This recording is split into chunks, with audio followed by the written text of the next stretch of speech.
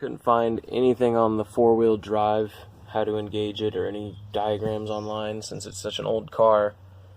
I've literally scoured every site on the internet. I've gone through AllData, gone through ProDemand. I can't find anything, so the next step for me is I'm going to be pulling the dash so I can trace the wires, and then I guess while I'm in there I'll be deleting all the ones that I don't need. And this was actually pretty easy since it's so old. There's one bolt right in here. Let me see if we can get the light on. There we go. There's one bolt that goes right in there, one right down there, and then there's a few that go up under here. And that's what holds the cluster on. Other one is in this little centerpiece here. You have to pry it off. It's I assume there's usually a clock there on like the other models. And then same on this side. There's behind the ashtray there's two,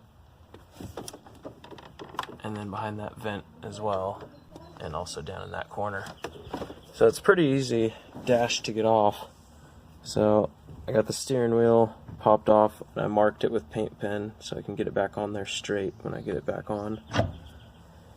But I gotta pull that so the dash can go over all of this stuff. So it's pretty much loose right now. Might just be hung up on some wires, but I think it should pull off pretty easily. Now that these wires that connect to the AC box, or the climate control, need to be popped off here first. That one, and this guy up here. Give it a nice tug to get it off its clip, and then it should just slide right off there. And there's a little bit of wiring holding on to the back here.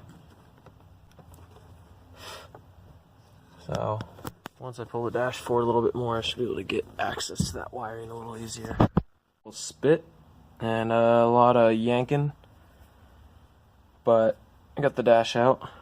Tried to keep all the cords nice and labeled so I don't get them mixed up. Alright, now it's time to get down in there, find the wires, look at the diagrams, see what I need to pull out and hook up, and get all that weight savings. I'm going to be finding the wiring. See if I can find a place to put the phone here. Alright, that should work. So basically I'm taking the end right here. This is what's going to be going into the coil. I'll get a good focus on that. Anyway, so there's the wire. Strip a little bit of it off here so I can get a better clip on it.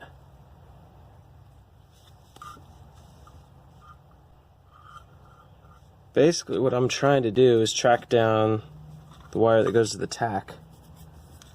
So I'm going to take my power probe here, and I got the clampy end here which sends a ground through the wire, and I just keep it on there, and then I move over to here, and I'm going to be looking to see which wire it comes out of. All I know is that it's a blue wire.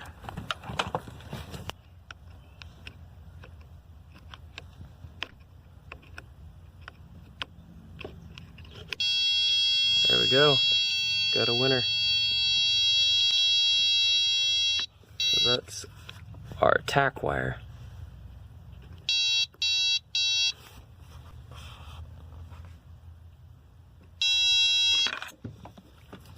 And according to the diagram, it also was supposed to come out on one of these ECU plugs here.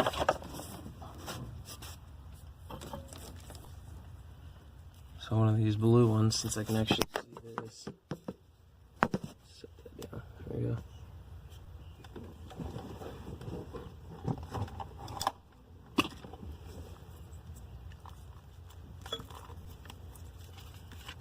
I'm just going to be gently back probing all the ones that look like the right one.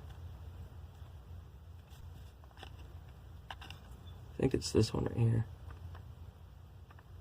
Looks like the same. Yeah, there we go. Found it. So this is going to come off of that harness so that I can label it and hook it to the new ECU.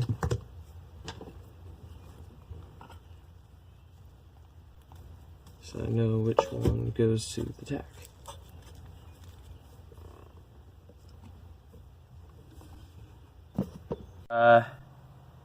Hour into this wiring here, it's just a mess. So I figured out a little bit. These ones go to the battery alternator somewhere. It'll be fine. I'll figure it out. And these are all the wires that came out of the engine bay that I do not need. And I have no idea what they go to, but it'll be fine, you know. I've been trying to find any kind of cluster wiring diagram for this car, and I cannot. Literally the only wire I need out of here is the temperature sensor, and I'm thinking it's this one. It's yellow with a green. So after about half hour, probably a little more than that, search on all over the internet, finally figured out that this one and this one go together. That's the temperature sensor. And then after that, I'm on to all the charging and the battery wires. So basically, all this crap right here can just be cut off because I don't need any of it for anything. All these charging wires here.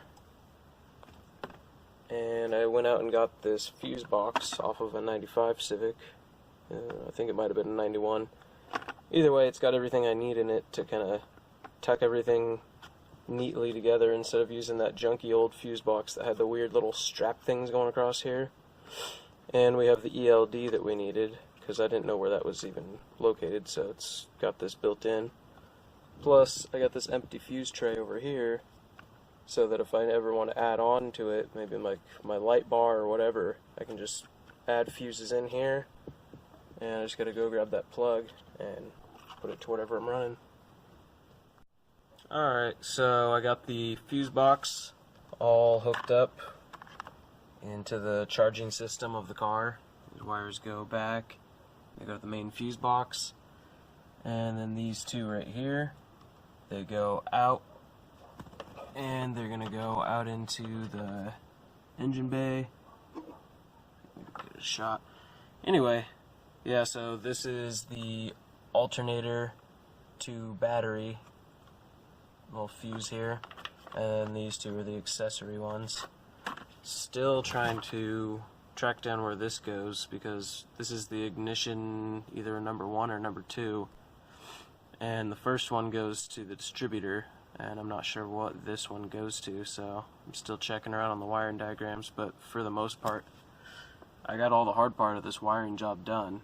I just have a few loose ends, few things to solder up. Bloody Knuckles Garage, we got the engine back. So I got it all taped off. It's ready to paint right now.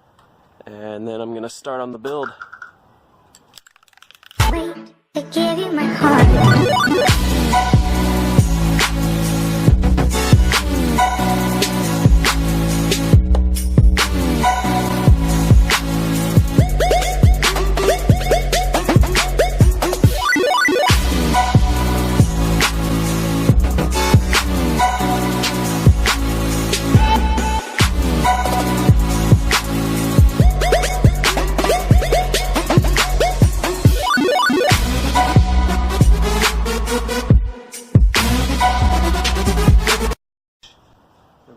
This bitch out and starting the build on the bottom end since I don't have the parts for the top end yet. I haven't got the head studs or the gasket.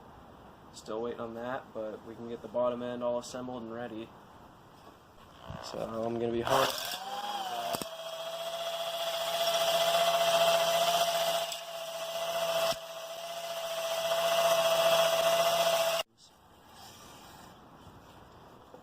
Okay, we're on cylinder number 2. Start off nice and slow here. Work the speed up just a little bit.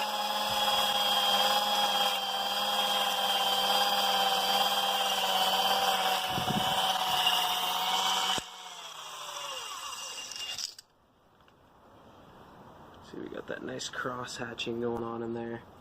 And you can see the difference between the cross hatching here and how the cylinder wall is all glazed over here, and it's all nice and shiny.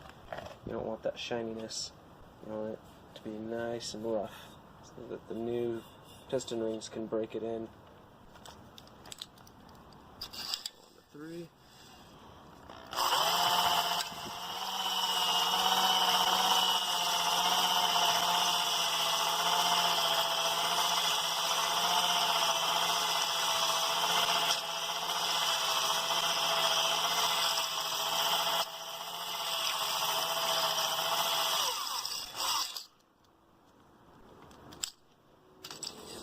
Four.